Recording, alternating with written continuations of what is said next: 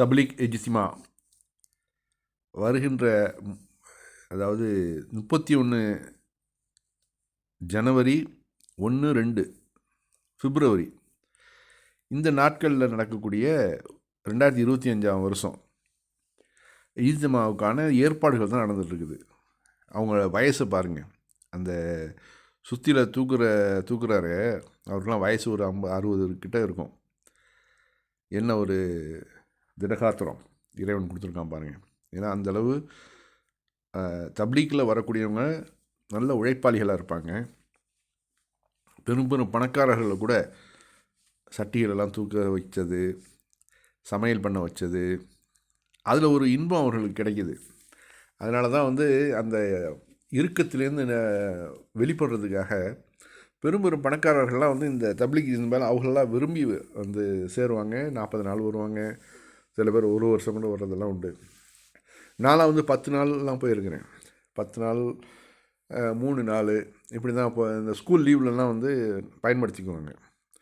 அப்போல்லாம் போயிட்டு நிறைய லோக்கல்லே போயிருக்கிறேன் நான். அதே மாதிரி இஜ்திமா, இந்த தப்லீக் இஜ்திமா நடக்குது பாருங்க. இப்போ இந்த மும்பையில் நடக்கிறது மாதிரி திருச்சியில் நடந்த அந்த இஜ்திமாவுக்கு போயிருக்கிறேன். அப்புறம் அதிராம்பட்டினத்தில் நடந்தது எல்லாம் நான் படிக்கிற காலத்தில் அப்போல்லாம் போயிட்டு அந்த மாதிரி அடிக்கடி தொடர்புகள் இருந்ததுனால தான் இந்த சினிமா, மற்றபடி இந்த சிகரெட்டு, இந்த மாதிரியான கெட்ட பழக்கங்கள்லாம் அண்டாமல் போனதோட ரீசன் இந்த தப்லீக் இஜ்திமான்னா சும்மா சொல்லக்கூடாது. அதுதான் காரணமாக இருக்கலாம். இறைவன் காரணம். அதற்கு ஒரு உந்துதல் இந்த தப்லீக் இஜ்திமா. அது பாருங்கள் எப்படி அரேஞ்ச் பண்ணுறாங்க.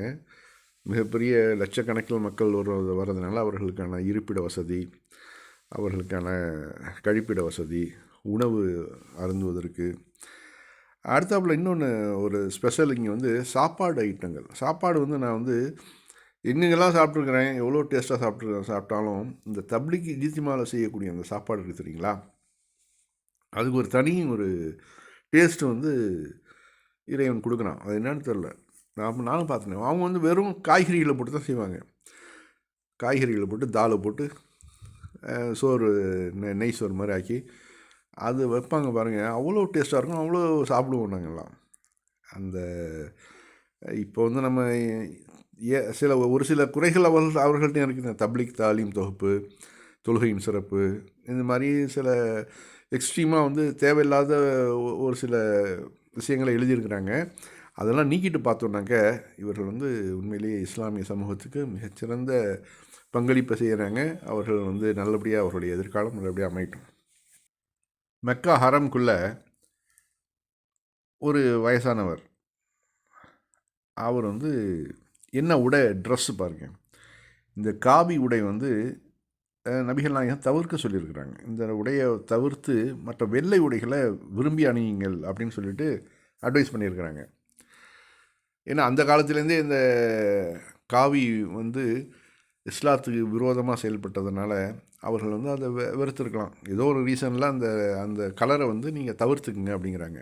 ஆனால் பாருங்கள், ஒரு பீர் சொன்னார்னு சொல்லிட்டு ஒரு ஆள் இந்த அதோடு சேர்ந்து மக்காவுக்கு இன்ட்ரா ஆகிறாப்புல. அதான் அந்த மார்க் அறிஞர் கேட்குறாரு, நீங்கள் இந்த ட்ரெஸ்ஸை போட்டுட்டு எதுக்கு வந்தீங்க அப்படின்னு கேட்குறப்போ, இல்லை என்னுடைய தலைவர் பீர் இதை தான் உடுத்திக்க சொன்னார். அதாவது நபிகள் நாயகம் சொல்லியிருக்கிறது வெள்ளை உடைய உடுத்த சொல்லியிருக்கிறாங்க.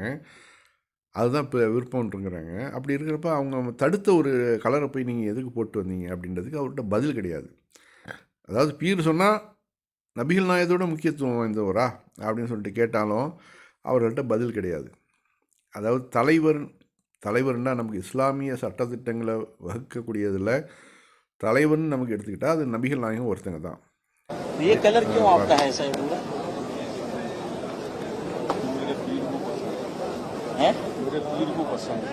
ये कलर आपके पीर को पसंद है।